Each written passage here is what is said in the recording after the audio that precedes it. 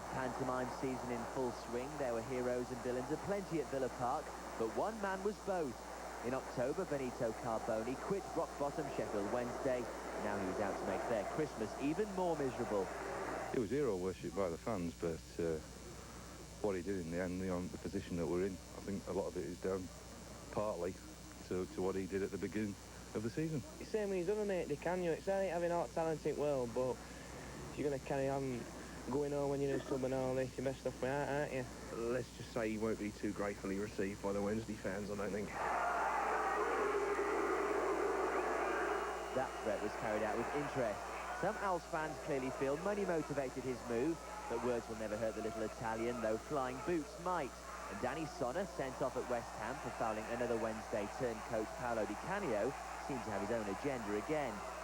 Fine by the end, I think. I got booked for it. It's nice to get a bit of a tackle on him, but disappointing I got booked on it. But Carboni's pre-match promise to bag a hat-trick was all talk.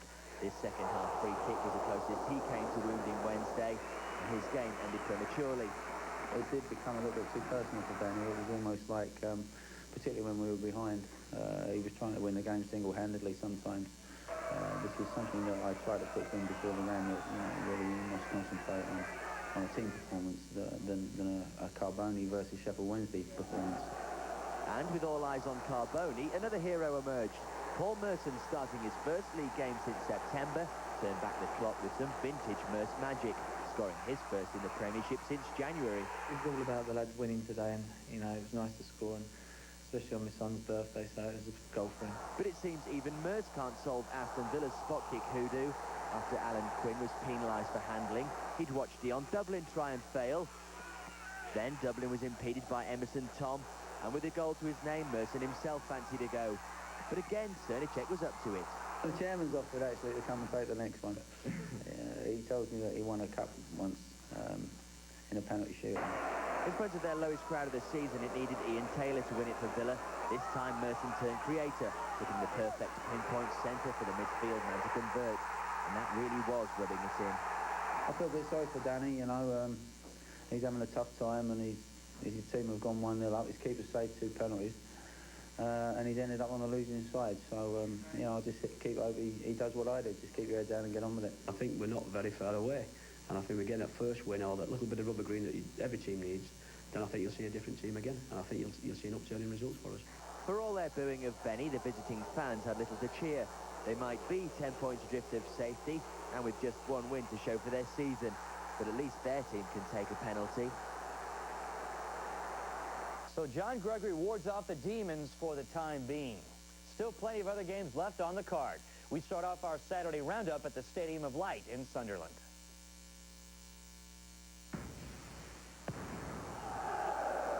Sunderland's incredible success story continued against Southampton, and Kevin Phillips could again have had a hat-trick. Michael Dre's free kick headed on by Niall Quinn, and Phillips wriggled his way in behind Klaus Lundekvam for the opener after 30 minutes. The Quinn-Phillips double act, the classic little and large, and once again working to devastating effect. But worse still for Southampton, Paul Jones suffered a suspected fractured cheekbone in trying to stop Phillips, and that would mean a first appearance of the season for substitute keeper Neil Moss. In the second half, Phillips threatened to add to his tally when his jinking, twisting run was ended by Klaus Lundekvam. Referee Mike Reed awarded a penalty, and the Norwegian defender was one of 7 players booked. Phillips, a constant tormentor and always a real thorn to Southampton, but his spot kick was gathered by Moss. And Sunderland's star marksman was temporarily forlorn.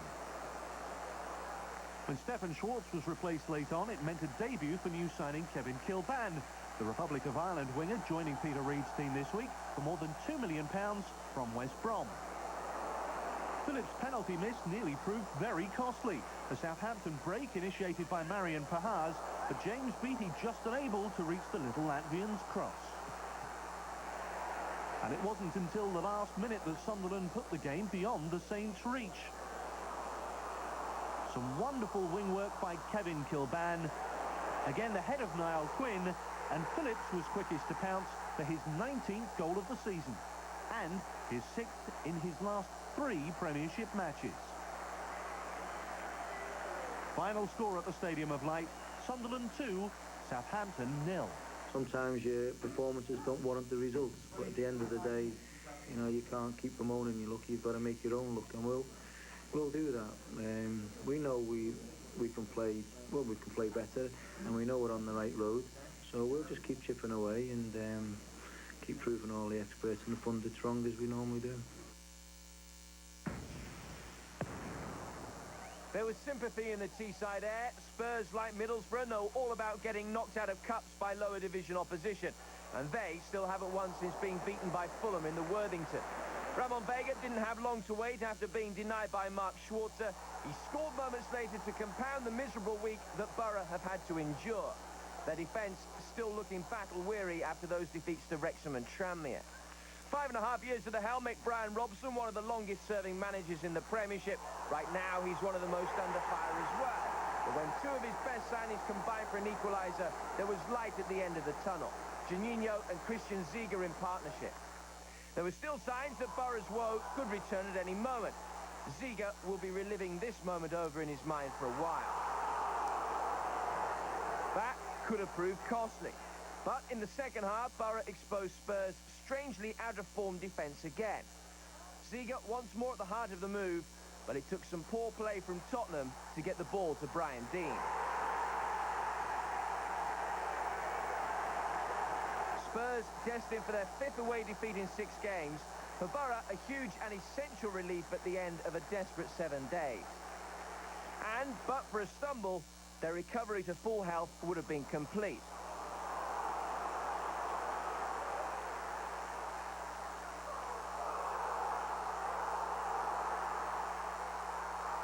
Juninho showing glimpses of his former majesty. Nothing majestic about Alan Nielsen's final contribution to the match. This foul on the Brazilian coming seconds after he'd been booked for dissent. More misery for Spurs. For Borough, not quite all's well that ends well, but it's easier to reflect on a bad week when it's finished with a win. Middlesbrough 2, Tottenham 1.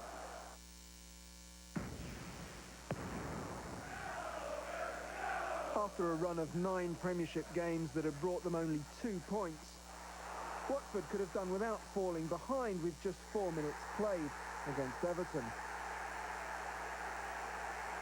Nicky Barmby started and finished the move that brought him his 3rd goal of the season so far. Watford keeper Alec Chamberlain, a former Everton player for a short while in the 1980s, was beaten again before half-time. Don Hutchison was playing as a striker with Francis Jeffers out with the flu, and he got ahead of Mark Williams to give Walter Smith's side a 2-0 lead at the break. Kevin Campbell provided the cross, and the Everton skipper was there to score his first goal since his winner for Scotland at Wembley last month.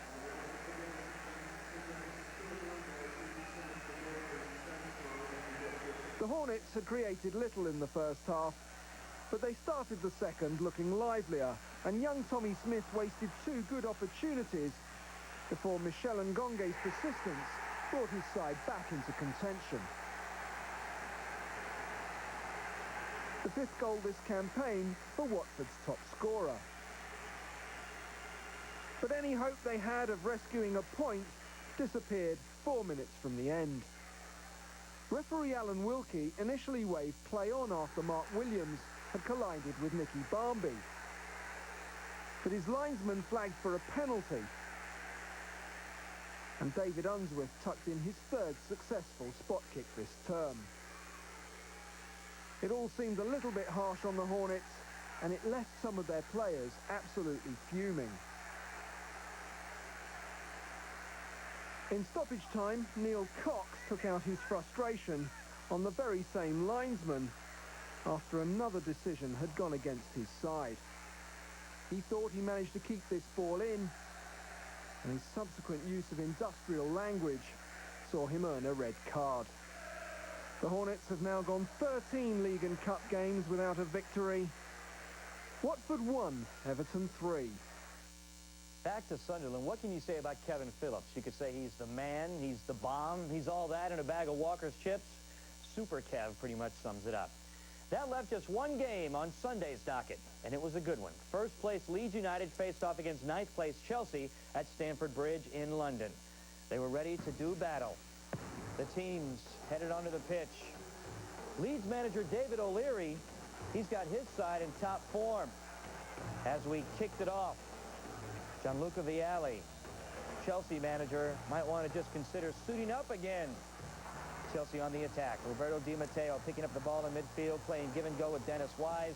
To Toriandre Flo, back to Wise. The Wise man with a header, but Nigel Martin tipped it up and over, making the nice save. In the second half, Di Matteo pressuring Ian Hart into a turnover.